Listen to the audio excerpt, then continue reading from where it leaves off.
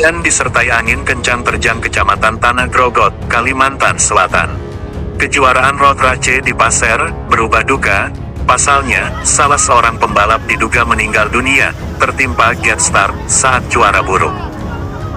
Kejuaraan Road Race yang memperebutkan Bupati Pasir Cup di area Stadion Sadurengas, Kecamatan Tanah Grogot, pada Sabtu, tanggal 9 Desember tahun 2023 sore, berubah petaka.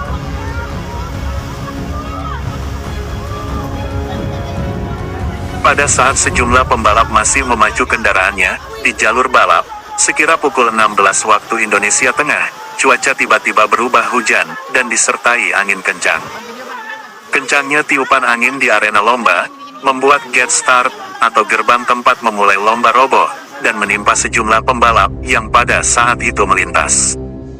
Berdasarkan informasi yang dihimpun, pada peristiwa tersebut, 2 pembalap harus dilarikan ke rumah sakit untuk segera mendapatkan perawatan. Dari kedua pembalap tersebut, 1 orang dalam kondisi kritis dan 1 lagi dikabarkan meninggal dunia.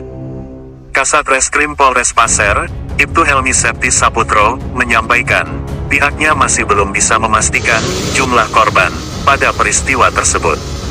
Kami masih memeriksa di rumah sakit, belum bisa dipastikan berapa korban dari insiden ini, ucap Helmi.